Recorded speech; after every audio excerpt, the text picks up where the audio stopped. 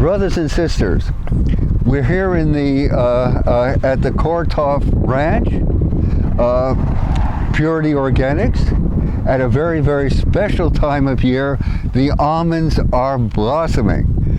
There is so much hope here in this world, so much resilience. The almonds are telling us that we will come through, that we will be going forward. And I'm privileged to be in the presence of Steve Koretoff with Purity Organics, and Steve and his wonderful family grow our almonds.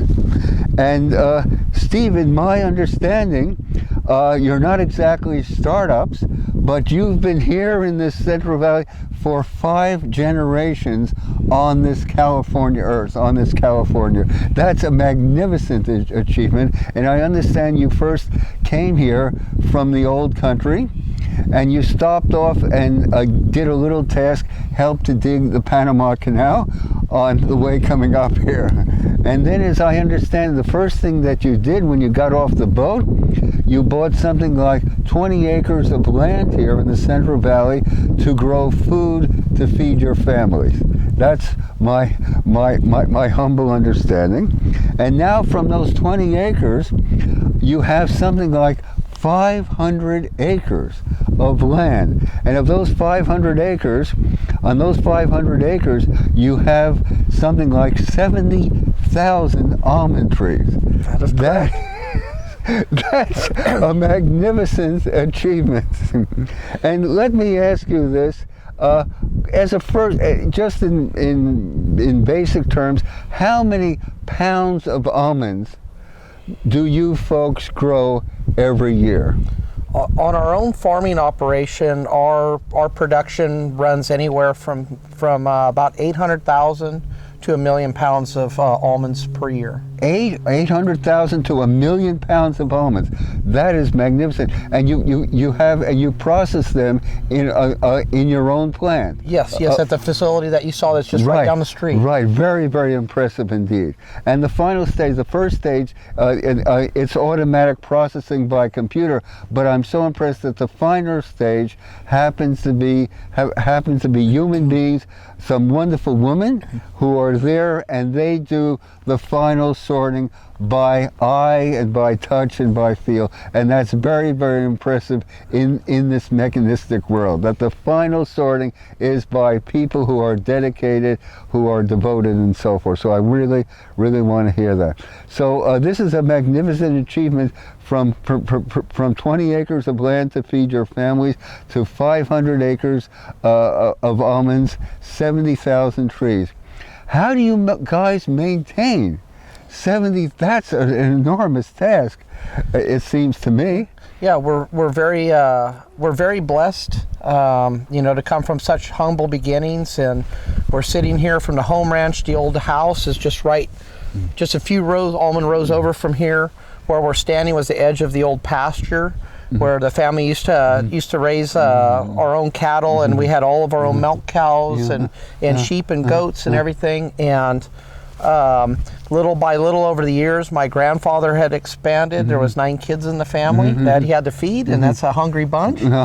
And so he expanded, and my uncle's farm on the other side of the San Joaquin River were on this side, and over the years my father took over for my grandfather, and he continued to grow the farming operation for our generation, and we're working, and hopefully maybe someday our kids will be interested in farming as well. And that would be magnificent. So it would be six generations on this California earth. That would be a blessing. That would be a tremendous blessing. And your kids are more or less interested in farming and agriculture? They're both of my children and my niece, they're all in college right now. Right. And we told them the most important thing is for them to get their college diplomas. Okay. And get their degrees. Good. And then we'll talk about the next step. We'll talk about step by step. We don't want to get ahead of ourselves. Of course, you don't want to get ahead. That makes so much sense indeed. And my next question is this: what are the main varieties of almonds that you grow here? Our primary varieties that we're growing right now, we have several, but the four main would be a nonpareil, a superel, which has taken the place of a Carmel. We don't use Carmels anymore, and then of course the Butte and the Padre. Butte and Padre. And okay, and for just eating out of hand, for just munching, which is your favorite? Actually, it's one I didn't mention. It's a Monterey. Monterey, okay. We have a small amount of acreage of the Monterey, and I really like that one. But the nonpareil means without equal. Without equal. And the nonpareil is the sweetest almond that you can buy anywhere in the world. There is no almond that is sweeter, bigger, light skin. Just the flavor is unmatched. Right, and by appearance, because I have gone to trade shows in Europe, and the almonds that they have there don't even begin to even look like yours, let alone taste like yours. Your almonds are sweet, they're delightful, and they're so flavorful, and that makes every difference in the world. So you have a magnificent product, and of course we use your product every year in making tens of thousands of pounds of Living Tree Alive organic almond butter, which is in natural food stores most everywhere, and we also have an online store where we sell it to private individuals worldwide. So so we're part of this great trend because many people are still sunk in the realm of peanut butter. So we're helping them to evolve and to go up to a higher level, because almonds and almond butter are so much more so much more flavorful. And nutritional wise, they're so much better for you than peanut butter before. And most people, some of them will never get it, that even though it's called a peanut is a legume that grows underneath the ground. It grows in the ground in the roots, whereas the almond is a fruit. It grows in a tree, and of course it's loaded with nutrients and minerals which peanuts simply do not have. So so the main variety that you grow is a nonpareil almond. All right, and then my next question is this: with 70,000 trees, how do you bring fertility to such a huge orchard? Yeah, we utilize all of the various organic inputs that are available to us, primarily compost and composted manure. That is really the basis. There's some other things that are made from fish emulsion, and things like that we use. But our primary is the composted manure. That's really where we get the majority of our nutritional value for our trees. It comes through that composted manure. Composted manure, that's a magnificent substance, and it lends so much friability. It's not just fertilizing the trees, but it makes the soil so friable, so absorbent, because you're basically what sort of soil basically are we dealing here? Right where we're at is we're in a sandy to a sandy loam soil. It's ideal for almonds. Almond trees like to get a little drink of water, but they don't like, as they say, wet feet. So they like to have the roots, have the ground dry out around the roots, and well-drained soil. Well-draining soils, not too much different than roses and a lot of bougainvillea and a lot of other plants. Yes. They like a little drink, and then they want to dry out, and so this soil here is ideal for almonds, but it's also ideal ground for growing raisin grapes and just about any crop you can think of. With almost every crop grown in the United States can be grown, other than some tropical things that require high humidity. We can grow lettuce, broccoli, cauliflower, all the various leafy greens, almonds, pecans, walnuts, you name it, we can grow it here. This is probably the most fertile farmland anywhere in the world is here in the San Joaquin Valley. And not only do we have phenomenal soils here, but the other benefit that we have is the wonderful water that naturally flows down from the Sierra Nevadas. And so the San Joaquin River, or the San Joaquin Valley, was created by years and years and years of erosion of the waters coming down from the Sierra Nevadas and the winds from the coastal, and washed all of this wonderful soil down into the base of the valley. And so here we've got all this wonderful soil. We've got all this wonderful water that's available to us, the cleanest, most sparkling water you've ever seen. And we're able to grow orchards like this here. And there's nowhere else in the world where you can grow as much food with a gallon of water as the San Joaquin Valley. It is the most efficient use of land and water anywhere in the world. Right. And in my humble understanding, all of this used to be a great inland sea for eons and eons. And that over time built up the fertility of the soil to a wondrous extent. Yes.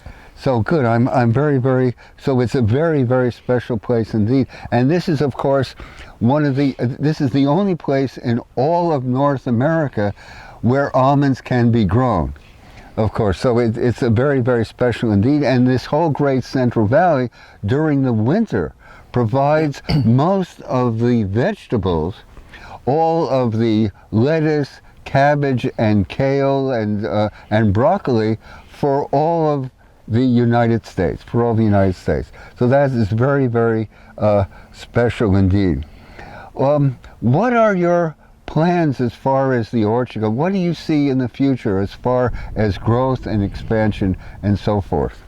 Yeah, the future for agriculture in California is a little bit uncertain. And this is one of the reasons why it's so important for our kids to get a college education. Farming is getting harder and harder. It's harder to make a profit. There's more regulation, and it's a great way to live, but it's a very difficult way to make a living. And a lot of land developers and people in other businesses, if they knew what our profit margin was by percentage compared to what they are, a few of them that know us fairly well have said, hey, what's your profit margin, your percentage? And we tell them, and they look at us like we're crazy. They're like, why would you do that? Why would you risk that? And it's like, well, this is what we know. It's not just the trees that have roots here. It's our family has roots here. We're here. We're going on multiple generations on this particular piece of land here. And it's part of us. The soil's part of us. And we're talking about nutrition, or about the soil. And that's one of the things about sustainable and organic agriculture is the soil here is living. The reason why we use composted manure is it's full of all these microbes, and these microbes are in the soil, and this soil here in this orchard is alive. And those microbes take the clippings that we've ground up and mulched, and they're breaking that down to where the plants can use it and things like that. We're not using artificial nitrogen and things like this. Everything here is natural.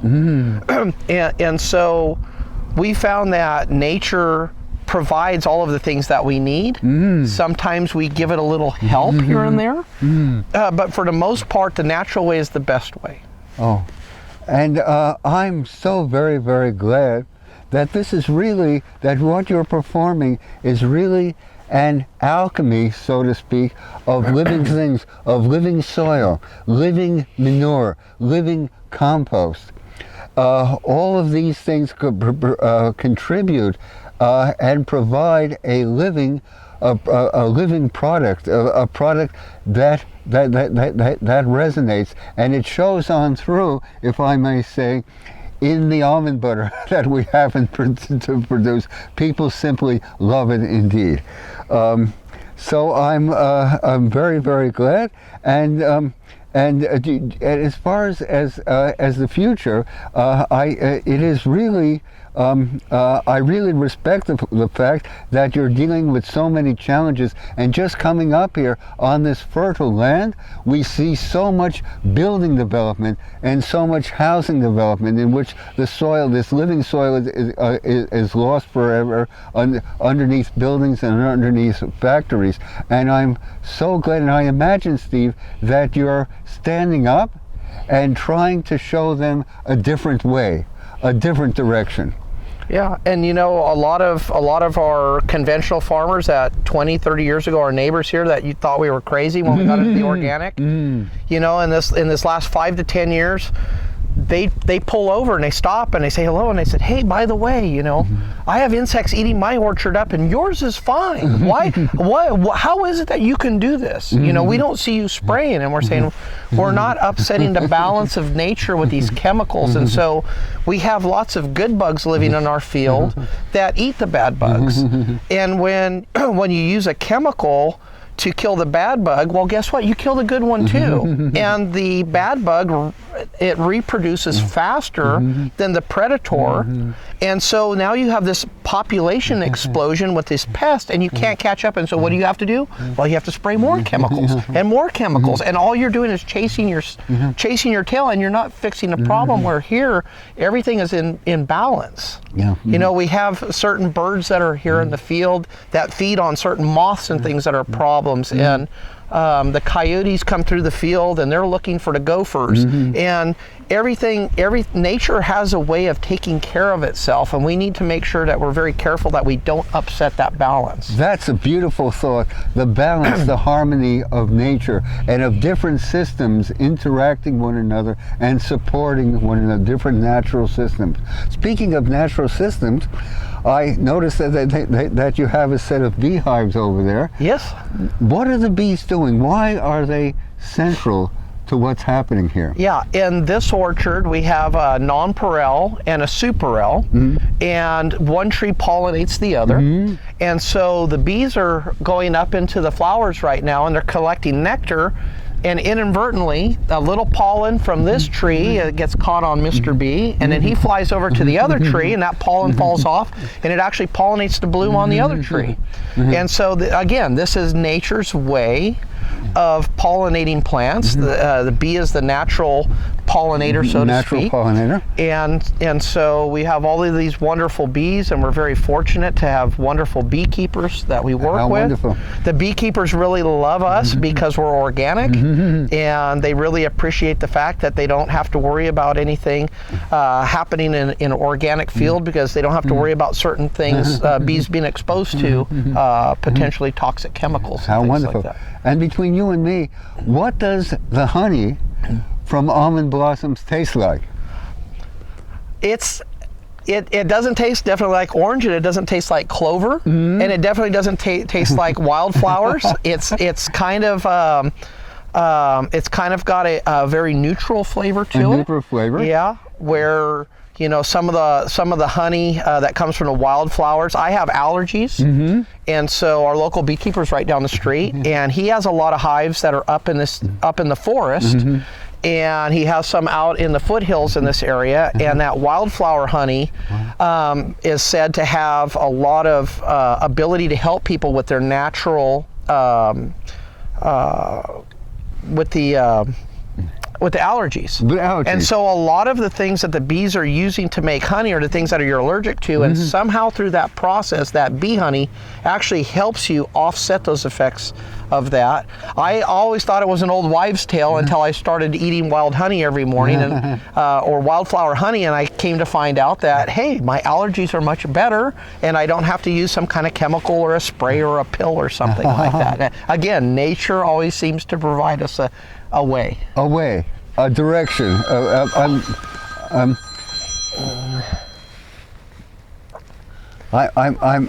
That's so very, very gratifying indeed, Steve. And I just want to say it's a privilege to be here, because in these times you hear so much about social institutions declining and coming apart, and to truly grow organic is an uphill struggle. An uphill struggle, especially in these times. There's a struggle, for example, organic standards, for example, are being watered down by very, very powerful forces almost every single day. And to stand up and to be counted for what is right, for what is creative, for what truly matters, to stand up for life is a very, very special thing indeed.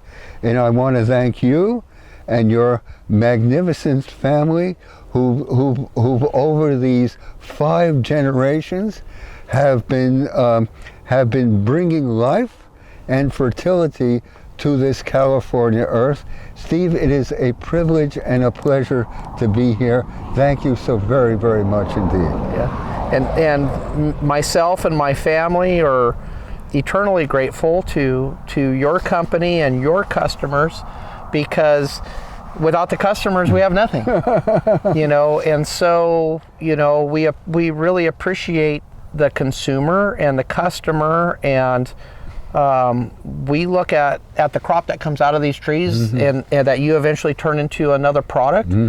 And we look at it as we're growing food, not, it's like it's for our own family.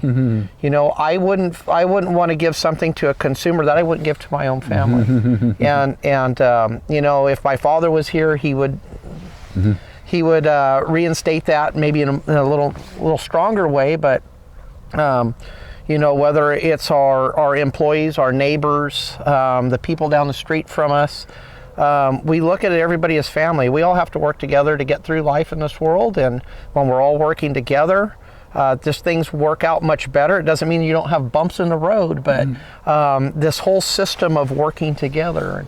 And so we want to do what we can to provide a high quality, healthy food for people that are interested in almonds and almond butter and almond oil and things like that. That's right. The secret of Living Tree Alive Organic Almond Butter, it's not just the soil and the water from the high Sierras, it's the intentionality and the hard work and the forethought that have gone into growing and producing these almonds. And in the last analysis, intentionality is so very, very much indeed. Nothing can take the place of that, and that's why our alive organic almonds will always be superior to the mechanistic ones that are grown, here and there and everywhere. So thank you very, very much indeed, because the secret of our Living Tree Alive Organic Almond Butter